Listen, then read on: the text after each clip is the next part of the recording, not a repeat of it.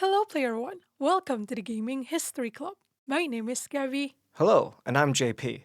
Have you ever thought about how many great games we almost never got to play? Whether it's development limbo or near cancellation, let's chit chat about some awesome games that almost never made it.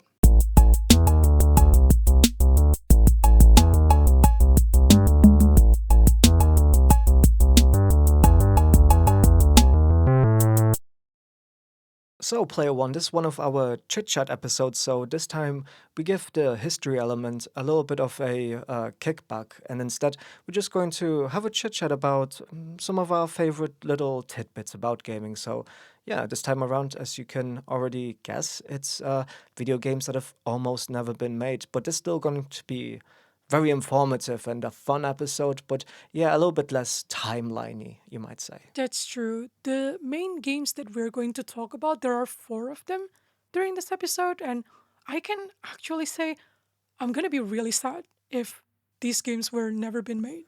Yeah, it's shocking. Like, I mean, no spoiler alerts, but like all of these games are absolutely huge, and you couldn't imagine video games without any of these.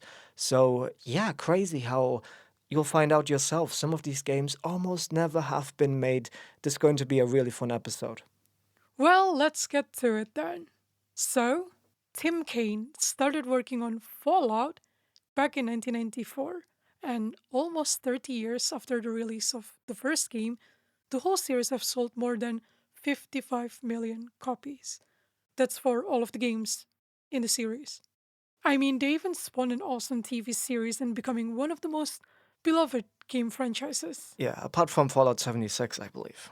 Why? Yeah, well, people didn't like that one too much. I mean, they're pretty good to be fair. It's that online thing. I know, but actually, a lot of people still play it. Of course, but Yeah, I don't know. I play Fallout for the single player experience myself. that's true. I guess everyone has different take on Fallout 76. That's true, that's true. No disrespect to anyone who enjoys playing Fallout 76. I just do know that, like, in general, it was not well received. Yeah, you're not really an online multiplayer person anyway. Well, my Counter Strike days are gone. I just play games to entertain our family now, basically. Okay, You you in and the dock, yeah. you and the dog, Yeah, yes. okay. In that order. Fair enough.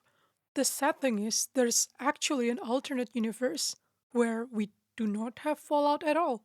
And that's a very sad universe indeed, right? But actually, a very possible one. It's probably better than the alternate universe where everything that happens in Fallout actually happens in the real world, though. I I mean, mean, would you be a Vault dweller? well, that's up to like the alternate universe. But of course, I'd want to be a vault dweller Yeah, most likely I'd be like a ghoul already at this point, but anyway. or a mutant, a really big mutant. Yes! Oh my god, I would love to be a mutant. Me too. I would love if you were a mutant, but I was a vault dweller. Oh, okay, so I Yeah, can protect you here. yeah. You see where this is Okay, going. okay. But yeah, in the early 90s, a 20-ish-year-old Tim Kaine was busy playing around with creating game engines when working for Interplay Entertainment.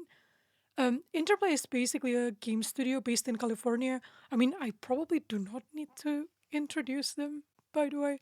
But anywho, some of those engines were not super great that Tim made, but he made this isometric engine and he brought it up to the team. Hey, can we do something with this? At the same time, Interplay was considering to buy an RPG engine at that time, and they went with GURPS. To explain a little bit what GURPS is, it stands for Generic Universal Role Playing System. It's basically a tabletop RPG system that's developed by Steve Jackson Games.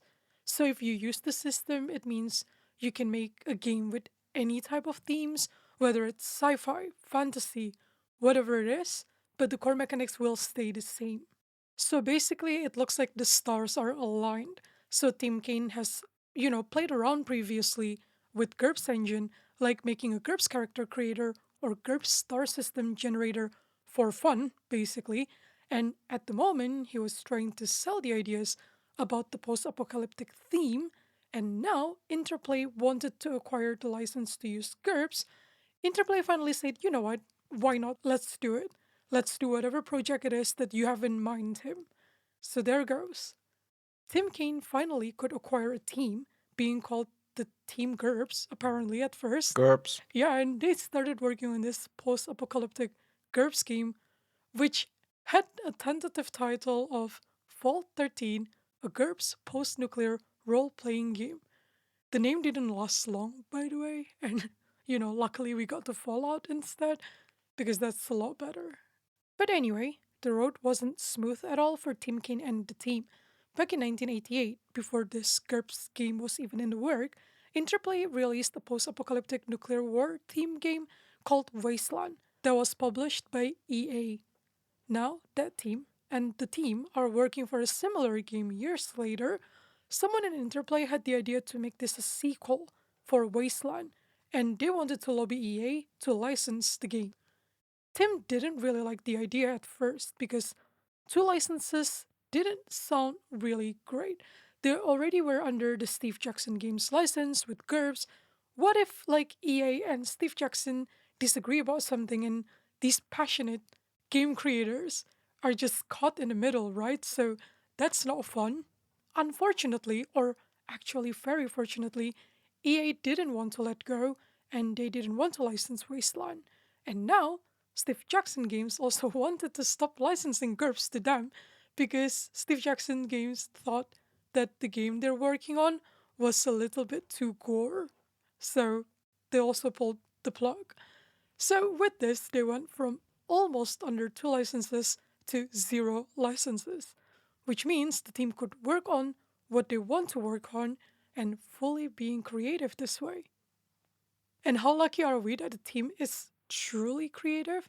So, Chris Taylor, one of the game designers, already had this system where it's basically a character creator and stat system based on these attributes in a character: strength, perception, endurance, charisma, intelligence, and agility. Wait, there's something missing. Yeah, if you play Fallout nowadays, you would probably realize that luck is missing. Yeah. Apparently, Tim wanted luck to be put in, which now makes it a special engine. So You are special. We know this from the game, of course. Well, what would they do without DL? I mean, Tim would have had to call it just special. Not good enough. that's true. He knew he was so close to making the word special, he just had to put it in. He was probably thinking of attributes that would make something for L, like, what else could he use? But yeah, when they lost GURPS, they moved all of the models within 2 weeks to special, basically, which is still the backbone of the Fallout series mechanics years later. So yeah, luckily they managed to save the game. But yeah, anyway, other than the luck attribute, Brian Fargo, one of the founders of Interplay, actually said players should be able to buy something else that is not skills. Then that's where they came up with the system of perks. If you don't really play Fallout, the way you're leveling up your skills is by gaining these perks. In the first Fallout, I think you can gain perks every 3 levels, but because you're maxed at 21 levels, so you can choose 7 perks in total out of 53 available ones.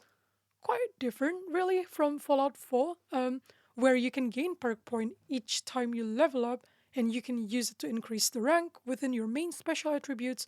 But anyway, I kind of digress because that really is not the point. I just think that the perk system is super cool. It's apparently that cool, even Dungeons and Dragons stole it. What? I know. Ooh. So on the third edition skill system that was released in the year 2000, they added feats to skills, which is basically perks.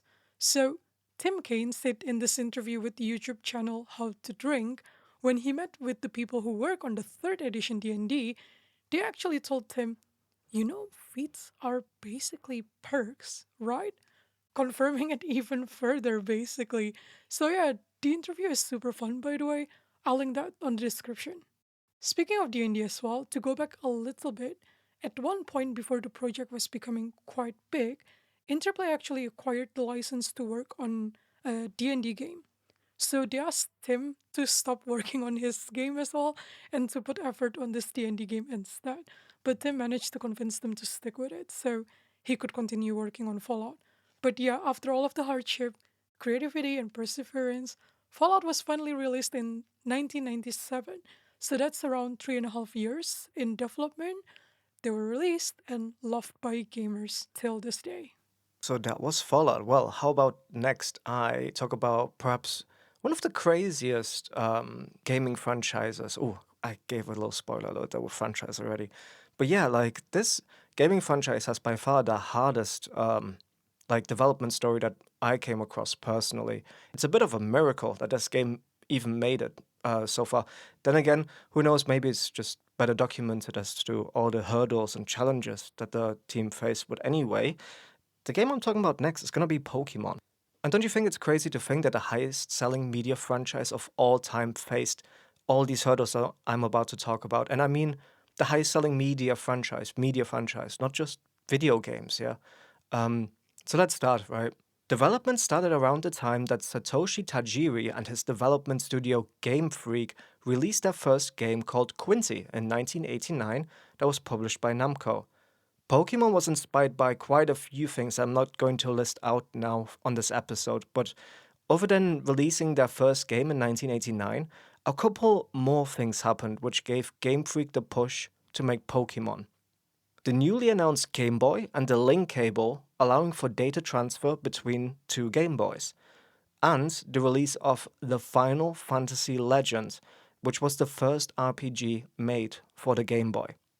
So, with these two things, Satoshi and Game Freak decided, hey, we can do something similar. And so they went to work and sometime in 1990 pitched Capsule Monsters, or Capumon for short, to Nintendo. But Nintendo was not convinced and they rejected the idea not once, but apparently several times. According to interviews, the issues were around trademarking, so this was quite a minor issue in the bigger scheme. So someone already apparently trademarked capsule monsters, but this was an easy fix with someone at Game Freak suggesting to rename the game to Pocket Monsters instead. The more serious issue and not so easy to fix was that Nintendo just didn't seem to understand the main concept behind Pokemon. Again, even after several attempts of Satoshi and Game Freak pitching the idea to Nintendo, okay? But as luck would have it, destiny would take its course when Shigeru Miyamoto took interest in Satoshi's concept, especially around the idea of using the Game Boy Link cable for more than just battling against other players. And Miyamoto already made Donkey Kong, Super Mario Bros., and Zelda at this point for Nintendo. So when he then personally pitched this game to Nintendo, the project was finally approved. I'm actually quite surprised that they didn't understand the concept of the game. I mean, what's not to understand? It's catching monster, using a ball that you need to throw, and then all of a sudden they will be in your possession and you can level them up. I don't know.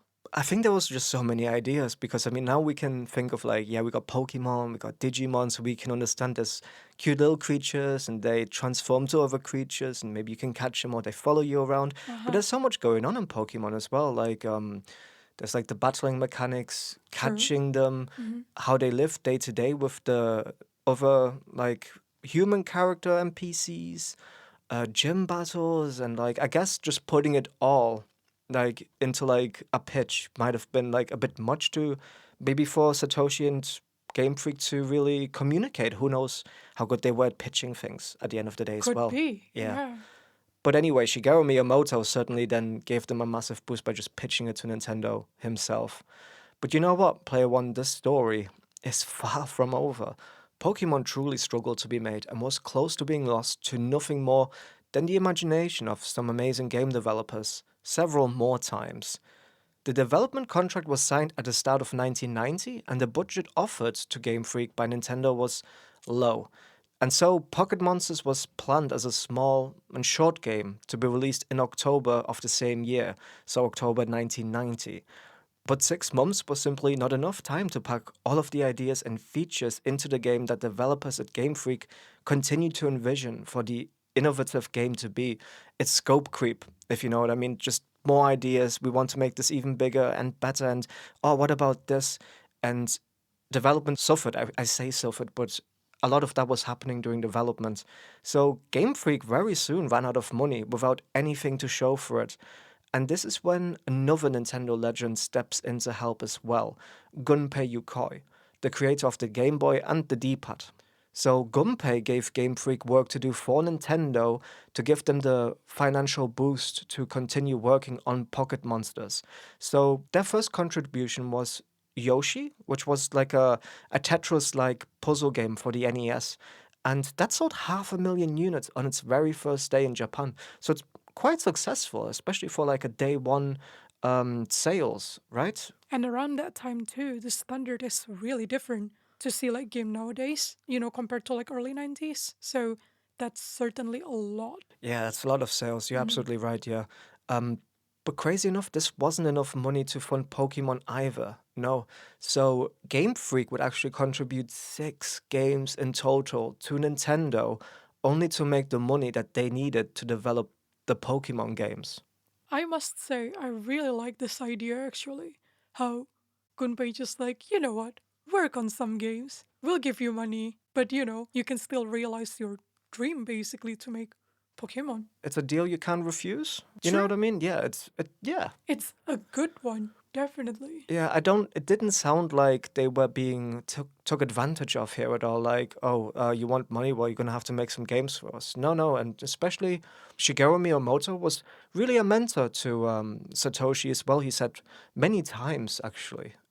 Anyway, the financial issues were very serious, and several times Game Freak employees were not paid on time, whilst working overtime as well. And Satoshi himself wasn't able to pay himself either a lot of the time, so he had to ask his family for help. One time, 5 employees all quit at the same time, having had enough of the financial strain being put on them once they realized just how close to bankruptcy the company constantly was.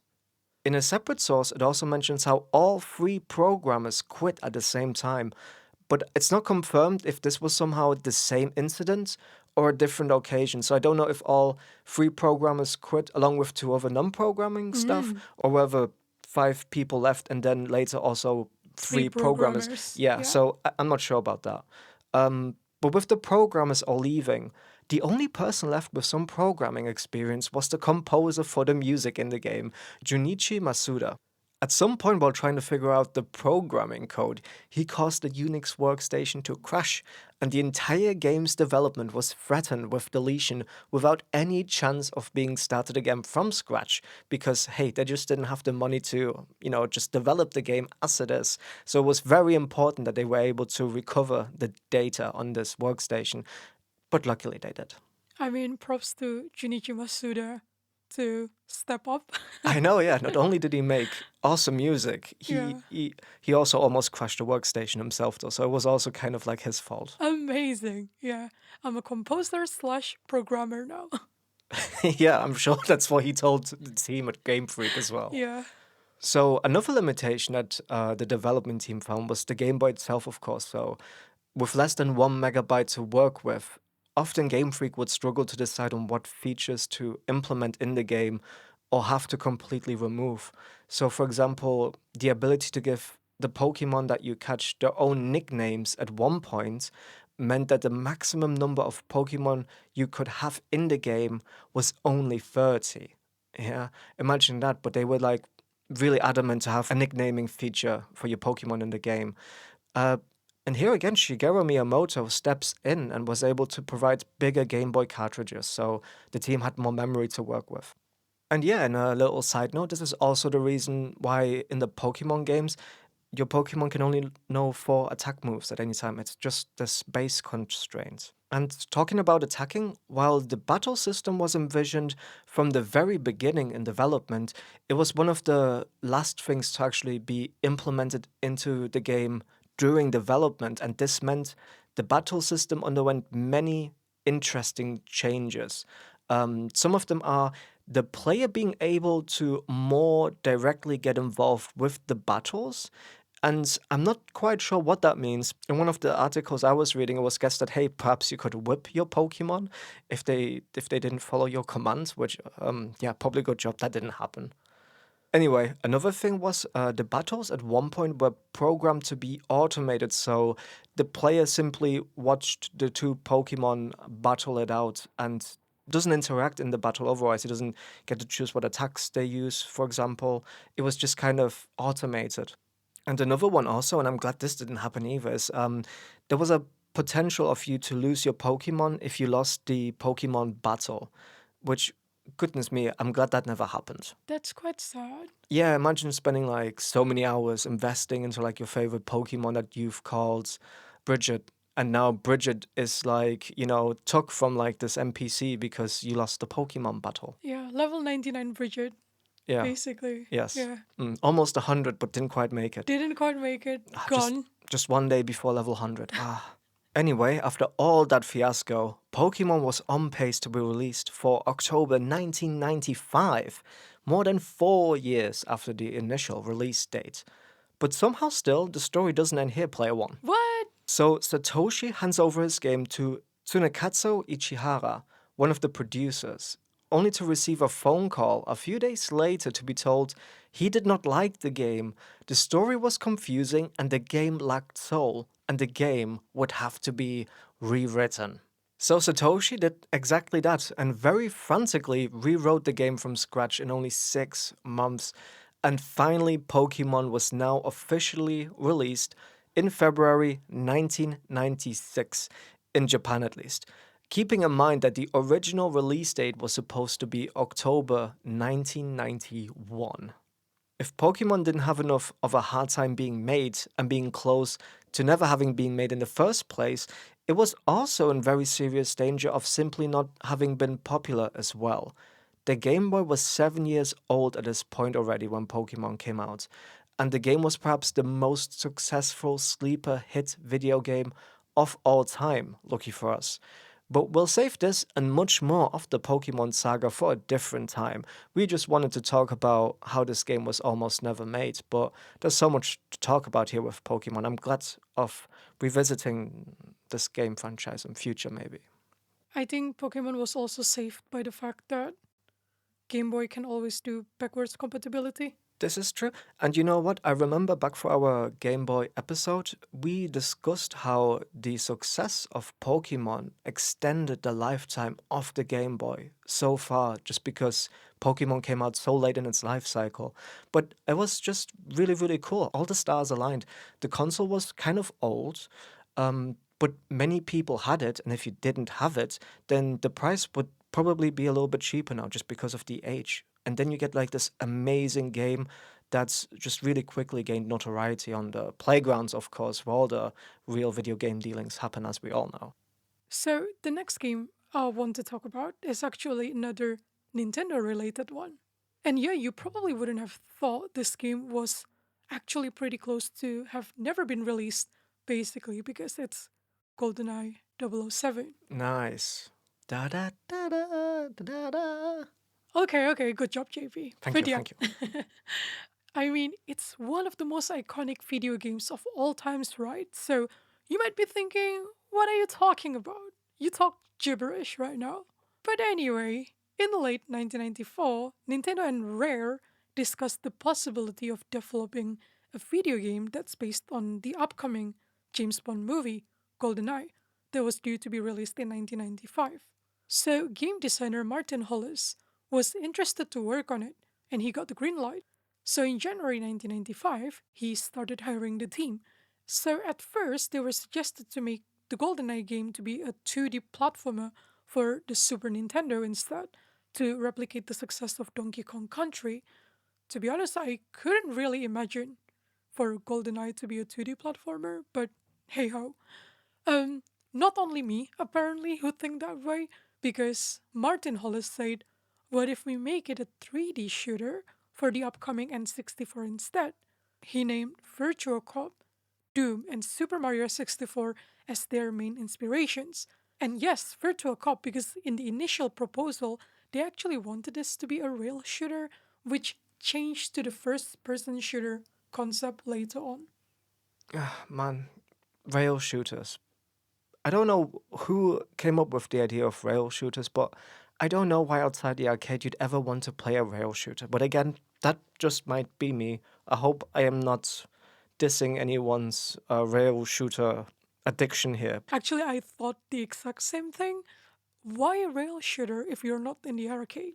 Yeah, I mean, in the Yeah, arcade, awesome, absolutely awesome. But if you're at home playing, chilling on your sofa, you've got so many controls, so many buttons in your hands. Why would you just have the movement happen by itself? I guess it's 1995, and then, we're in 2025 now, being spoiled a lot with all the different games, so we can say all this. Yeah, that's true. That's true. Especially back then, like Pokemon Snap, another rail shooter coming out around this time as well. Yeah, right? So probably it was actually pretty popular. Yeah, Yeah, yeah. could be. I should just explain though that it's not a rail shooter, it's like a rail camera shooter. Yes, Just before I anyone. get what you mean. Okay, okay.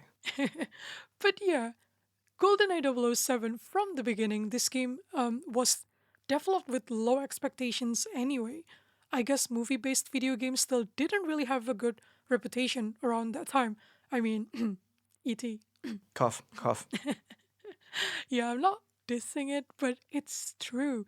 The trauma was still there. You Yeah, can't diss ET. I mean, the guy had 6 weeks to make ET. We need to let this one go. I know. Yeah, that's my bad. But anyway, Nintendo had such little faith.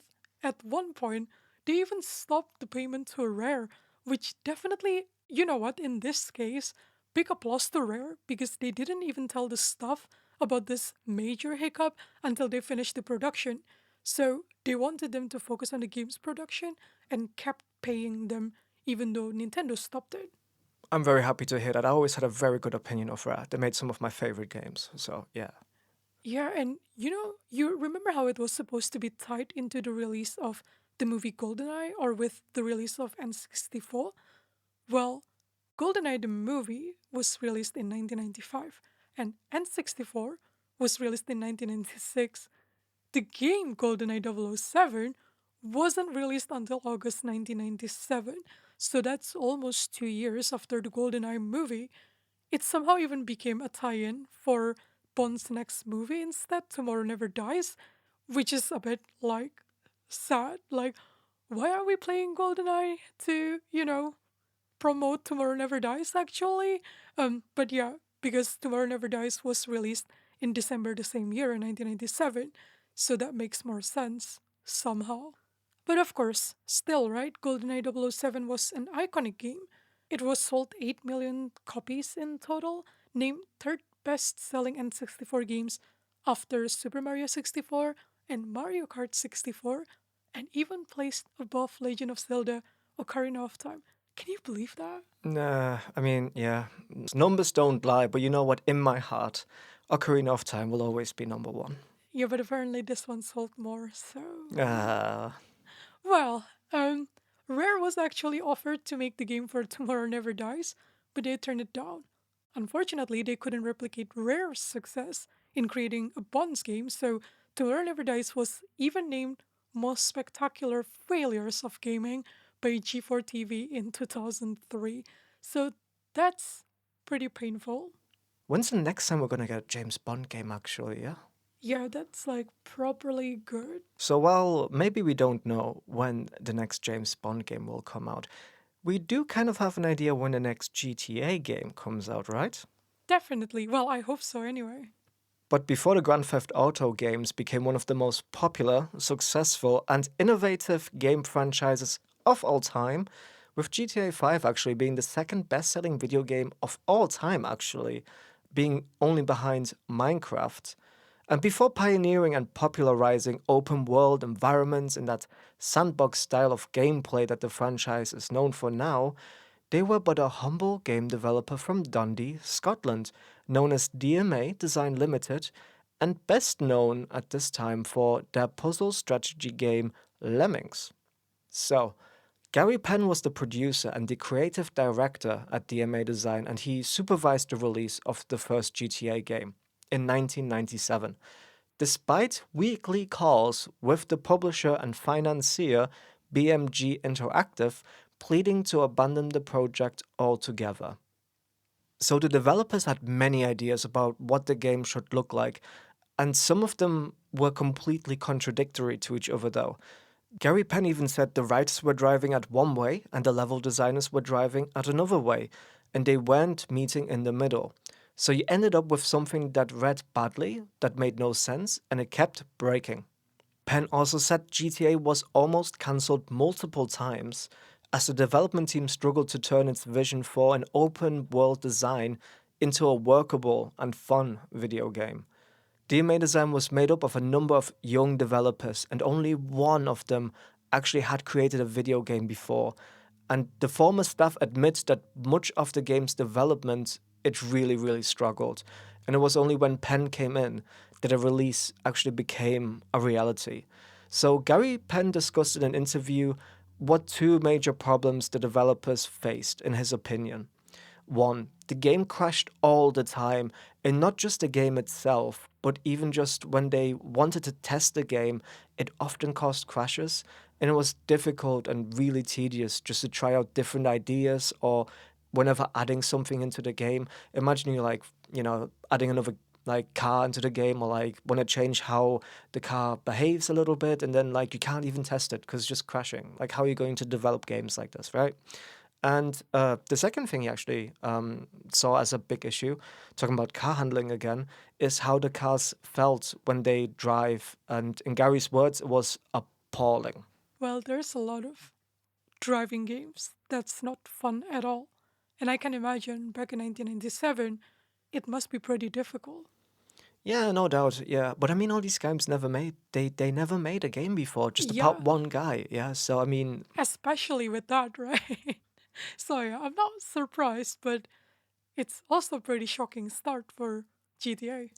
yeah. So the idea for what would become GTA was at the very start very loosely defined from what I gather. And they basically wanted to make a game based only off of like heavy brainstorming sessions like, ooh, I want to do this and I want to do that and this would be cool, like based on this movie. And also a lot of experimentation appears to have contributed to the initial game's development. But every single milestone that DMA had was missed, and that's a documented fact as well. That's a bit sad. Do you think when they brainstormed, they were kind of like, oh, I want cops to be in the game. I want jail to be in the game. I want dolphin to be in the game. Yeah, And yeah. they just kind of like, okay, we'll make it. It We'll was make totally it. like that, and nothing really held the game together. It wasn't glued together well. There was like no storyline much, and even in the final version, it was barely held together by a plot. Let's be honest here. Anyway, the game initially started out as a race and chase, a cop and robbers style of game, which would over time, though, actually transition to becoming about the robber fleeing the cops rather than about the cops chasing the robber. And Paul Farley, one of the game designers, told The Guardian in an interview, I was one of three designers who got put on GTA. We were a bit disappointed. What the hell is this? We thought. It looked like a crappy 2D driving game, and it wasn't even a game at that point, just a prototype.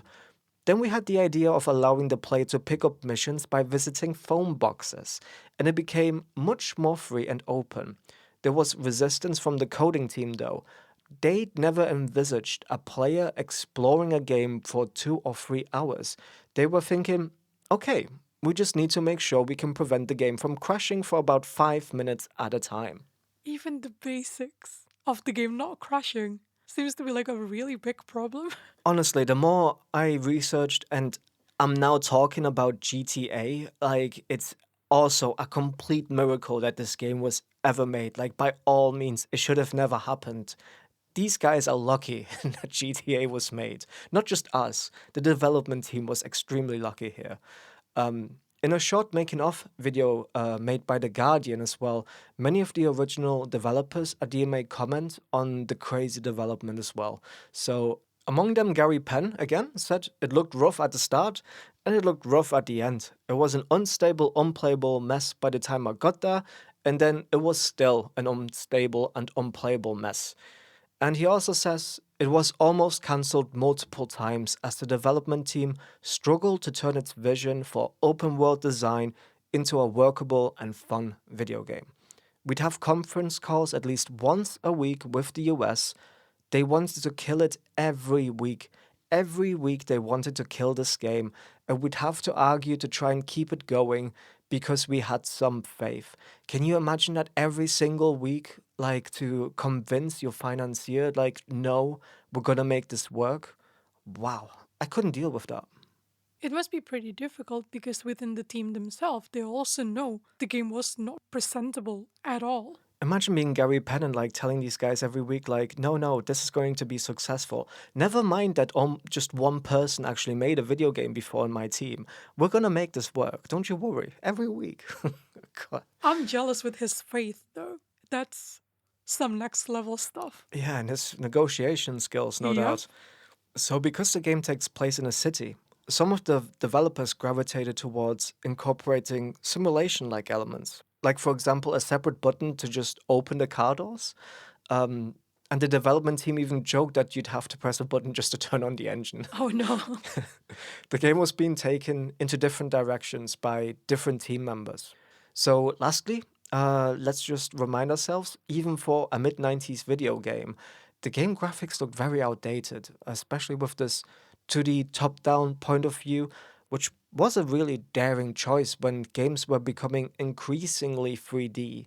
And it was already very obvious that 3D was going to be the future of video games as well. A turning point for the game was actually a book. And perhaps one day we'll make a chit chat episode about how books created some of the best video games ever, and we'll be talking about GTA again, because this wouldn't be the first book we mention in our podcast that created fantastic video games. Due to some faulty coding, the cop cars would aggressively chase and crash into the player's car, and after some further tweaking, this became a main staple of the game, but also the franchise as a whole. This aggressive, just crashing into your car, trying to destroy it. And I think this is what really gave them quite a bit of momentum to make this like a fun experience, gameplay mechanics, and how the game was actually going to work as a whole. Gary Penn, of course, again, to quote him, says, "It was like trying to nail jelly to kittens. Eventually, there were enough hands to hold this thing together, but please, nobody move, because this thing is going to fall apart." That's what it felt like right at the end. It was like, we just got to put this out now, because if we don't, it's just going to break again and we've lost it forever. But yeah, we thank our brave Scotsman for persevering and dishing out a video game without which gaming would simply not be the same. Yeah, and this list has been full of games that were just unexpectedly successful after being doubted or going on a different direction than ever planned. But we have to make an honorable mention for No Man's Sky on this list. Ah, you mean Nomansky? Yes, we do call it No Man's Sky, don't we? Yes, we do. Yeah. But yeah, they were not being doubted. It was actually the other way around. The game was super hyped after being announced in early December 2013 during the Game Awards that was also just being reimagined at that time. Can you imagine? Big smile on Geoff Keighley's face during the big event, Yeah, basically, yeah. yeah. But yeah, everything changed on Christmas Eve though, when Hello Games' office in Guildford, England got flooded due to the storm. So I can totally attest to this. UK loves storms somehow during the Christmas time. We don't get white Christmas, we get extremely windy Christmas. Oh, crikey, yes. So Sean Murray, co-founder of Halo Games, got the message from his neighbor that the office was flooded. I'm sure in his mind he was kind of thinking, God, the game was just announced and people were kind of hyped. What will happen now? But yeah, having no chance to clean up when the flood was still getting worse on Christmas Eve, the team finally rounded up on Christmas Day trying to clean up. So, as you can probably imagine, most things were a write off. Not much they could save, dead computers, dead TVs, Murray's entire collections of all consoles he's ever owned that he basically put in a game room in the office, all gone. Oh, oh no. Luckily, though, the team had backups, which got them up and running again. Murray told Polygon in January 2014, "You wouldn't be talking to me right now, and I certainly wouldn't be talking about coming out of it stronger if we didn't have backups for No Man's Sky." But yeah, good job, Hello Games, for surviving the flood and came out even stronger to release the game. I can safely say we're all glad these games ended up being released and enjoyed by us gamers. The moral of the story here, Player One, if many outside influences are telling you to stop, definitely do continue anyway, because you're about to create pure gold. Do you have any favorites out of the ones we talked about, Player One? Or probably, do you have any games that you wish to never have been released instead? Well, yeah, I'm sure there are many games you wish have never been released. But yeah, please let us know by dropping us a message on our website, gaminghistory.club. Also, have you checked out gaminghistory.club/SNES to enter our competition to win a customized Gaming History Club SNES? It's so easy, and you have the chance to win this super cool Gaming History Club painted SNES pal. But anyway, just check gaminghistory.club/SNES to find out how. Remember, entry to the competition will be closed on the 31st of May, so you still have time to submit. We'll announce the winner on our episode that will be released on the 18th of June. As usual, new episodes of Gaming History Club are released every other Wednesday, so make sure you subscribe and follow us on our social media. We're on Instagram and Facebook as Gaming History Club. We're also now on Blue Sky, so you can also follow us there on @gaminghistory.club. Come back in a couple of weeks, Player One, when we discuss the muscle behind gaming, graphic cards, video cards, GPUs, whatever you want to call these silly priced items for a computer these days. There will be a lot to unpack. See ya.